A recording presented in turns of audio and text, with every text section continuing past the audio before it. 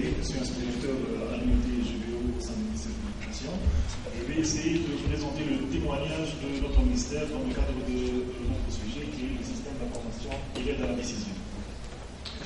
Le développement d'une démarche basée essentiellement sur les objectifs, c'est une démarche qui vise essentiellement à améliorer la performance. Lorsqu'on dit améliorer la performance, c'est essentiellement l'efficacité, l'efficience et la prise d'une bonne décision. Et ceci se base essentiellement sur la notion de l'information et la qualité de l'information. Comme l'a dit M. Mordac, la performance implique plus d'autonomie pour les gestionnaires, mais plus de responsabilisation également. D'autre côté, le pouvoir de contrôle et d'évaluation devient de plus en plus acquis, essentiellement pour le Parlement. Alors, ceci implique un besoin pour un système d'information qui permet de donner une information fiable, accessible et actualisée.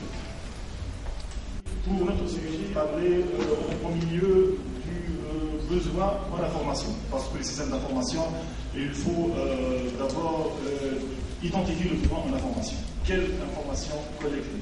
Puis, par rapport à ce besoin, où sommes-nous au ministère de l'Éducation? Puis, je vais présenter l'image de notre ministère pour enfin conclure. Pour le besoin en information, la mise en place progressive d'une gestion budgétaire par programme nécessite la spécification pour chaque programme des objectifs, des indicateurs et des valeurs cibles pour atteindre la performance de l'action publique. Je vais essayer de transposer cette démarche pour chaque programme pour le cas de l'éducation. Mais avant de transposer cette démarche, je vais juste donner deux mots concernant le découpage en programme pour la mission éducation.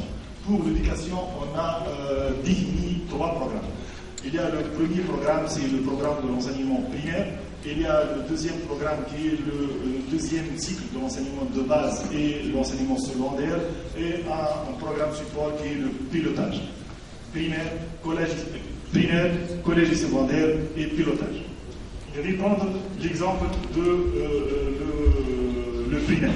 Le premier programme qui est l'enseignement primaire, et je vais essayer de mettre l'accent sur le besoin en information dans le cadre de la performance. Pour notre programme d'enseignement primaire, on a opté pour 2 sortes d'objectifs. Il y a l'objectif orienté société et il y a les objectifs de moyens. Ou en d'autres termes, il y a les objectifs stratégiques et les objectifs spécifiques. Pour chaque objectif stratégique au niveau national, on a défini des indicateurs et des valeurs cibles pour ces indicateurs. Pour le deuxième niveau de découpage, on n'a pas décidé de ce qui est le sous-programme dans le ministère de l'Éducation, mais il semblerait que ça serait le commissariat régional. Alors, l'objectif au niveau national doit être décliné au niveau régional avec ces indicateurs, et on a 26 commissariats régionaux. Puis, la déclinaison va atteindre le niveau de l'institution et au niveau de l'école primaire. Pour les moyens ou pour les objectifs spécifiques, il y a 6 objectifs. On va passer le diapo. Il y a 6 objectifs. La logique ici, c'est qu'on a essayé d'identifier quels sont les domaines d'intervention du ministère, et on a identifié 6 domaines. Pour chaque domaine, on a identifié des indicateurs. Le domaine même, il est transformé en un objectif pour ce qui est de l'infrastructure, par exemple, ou le champ pédagogique, par exemple. Le ministère de l'Éducation intervient dans l'aspect pédagogique. On a dit que l'aspect pédagogique peut être un domaine d'intervention, il peut prendre la nomination d'un objectif.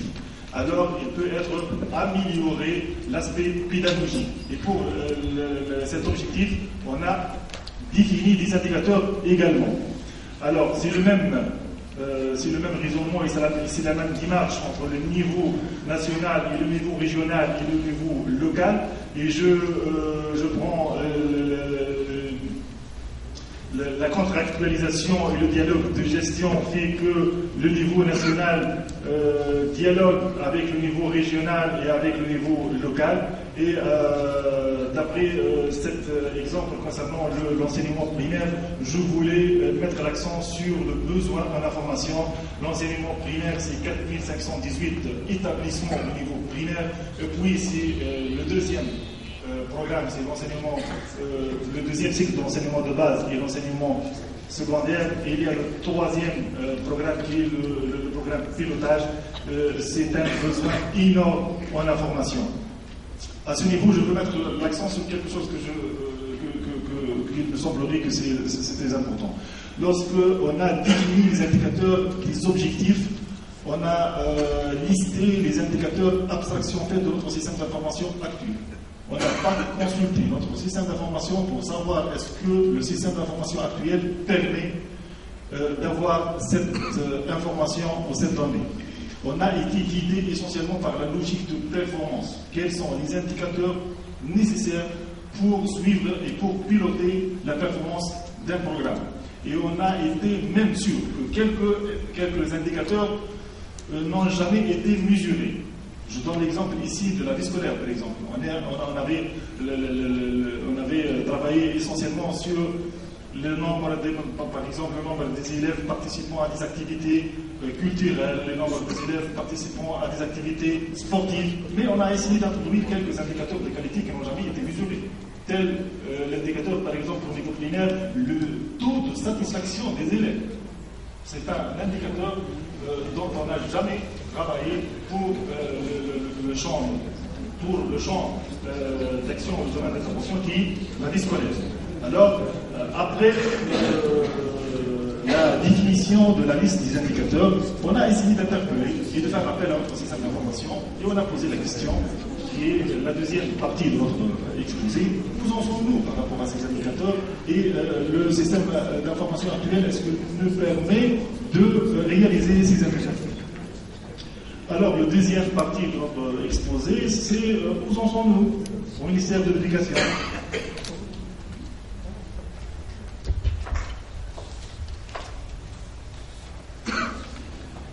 Alors, pour le système d'information au sein du ministère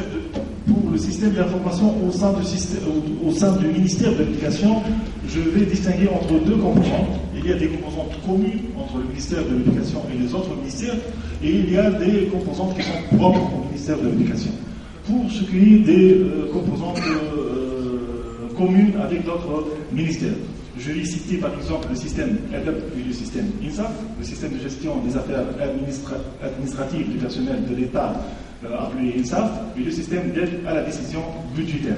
Par exemple, pour le système EDEP, c'est un système qui gère le circuit de la dépense et cette gestion elle peut être jugée comme satisfaisante. Mais il y a un manque d'intégration avec d'autres systèmes informatiques intervenant dans le processus budgétaire. Je pense que le problème pour ces deux sous-systèmes qui EDEP et INSAF, c'est qu'ils sont conçus selon la logique de contrôle de la dépense et non pas selon la logique de performance. Pour ce qui est du système d'information au sein du ministère de l'Éducation, on a le recensement annuel de tous les établissements scolaires le 25 octobre et le 25 novembre. Il y a des enquêtes périodiques ou ponctuelles basées sur un échantillon représentatif des écoles. Il y a des bases de données. Et il y a des applications informatiques, IDUCER, et l'application concernant les examens nationaux. On doit dire que notre système, on doit valoriser notre système et on doit avancer les avantages du système. C'est un système performant selon la logique classique. La plupart des domaines d'activité du ministère sont couverts. Un niveau de détail poussé, un respect de périodicité et la diffusion d'un rapport statistique pour toutes les directions techniques au niveau central et au niveau régional. Mais ce système, toutefois, présente quelques insuffisances, à savoir c'est un système non intégré. Il existe des applications informatiques non intégrées, alors qu'il devait y avoir du recoupement entre elles. La sous-exploitation de certaines informations, absence d'une analyse conjointe et approfondie, Je peux prendre l'exemple suivant, l'exemple de nombre d'écoles connectées à Internet.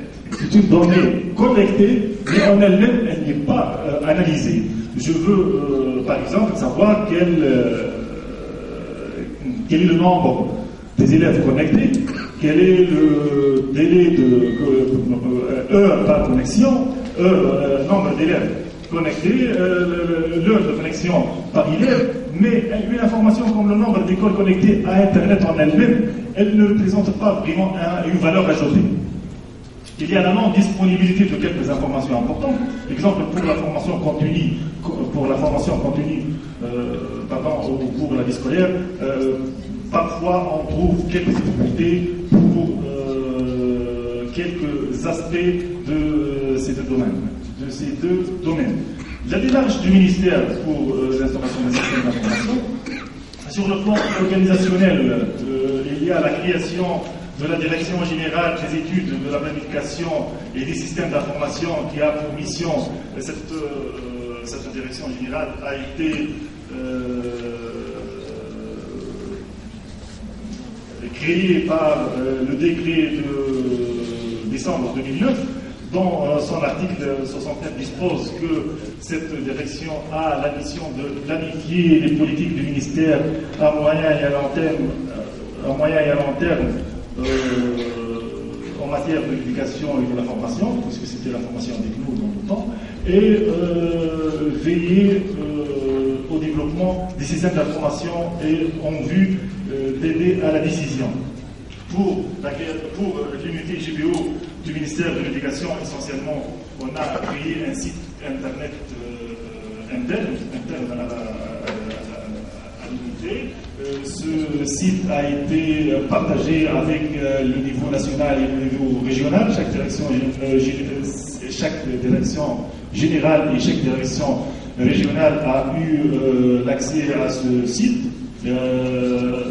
On a pu collecter les informations nécessaires pour les indicateurs en temps réel.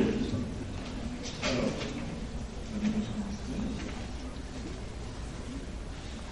sur le plan conceptuel, on a travaillé beaucoup sur la notion des indicateurs et on a essayé de développer les indicateurs de performance définis au sein des programmes. On a élaboré une fiche plus ou moins détaillée. On a essayé de prendre en compte toutes les informations nécessaires pour mesurer cet indicateur. Pour la fiche d'indicateur, je veux exposer un exemple concernant le taux des élèves participant aux activités de volontariat.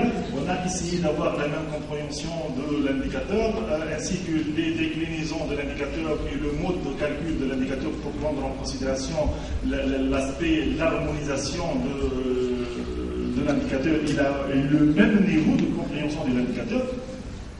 Puis, on a essayé de travailler sur quelques indicateurs et on a défini quelques indicateurs qui sont peut-être un peu ambigus. Dans une deuxième étape, la consolidation de ces fiches indicateurs détaillées et partagées entre le niveau national et le niveau régional pourrait être considérée comme des termes de référence pour notre système d'information. Cette démarche a l'avantage de garantir plus de cohérence entre le niveau local et le niveau régional et le niveau national. Tout le monde parle le même langage et tout le monde travaille sur le même indicateur. Et il y a plus d'intégration entre les trois niveaux. Et il y a également une priorisation de l'information. Parce que l'information coûte cher, et le système d'information est un système qui coûte cher, et c'est un système coûteux, et qui s'étale il peut prendre quelques années, et s'étale dans le temps. Dans ce cas, on doit prioriser les moyens humains. Au niveau régional, il doit y avoir des statisticiens capables de vérifier et de consolider les informations venant des établissements et de les analyser et de les diffuser. Au niveau de l'administration centrale, constituer une équipe expérimentée pour concevoir les systèmes d'information, les organiser, analyser les résultats et les mettre à la disposition des responsables. Il ne faut pas attendre également que l'informatisation soit généralisée au niveau de l'établissement pour démarrer notre système d'information. En termes de conclusion, la performance est non atteignable sans un système d'information. Un bon système d'information nécessite surtout une bonne identification des informations nécessaires.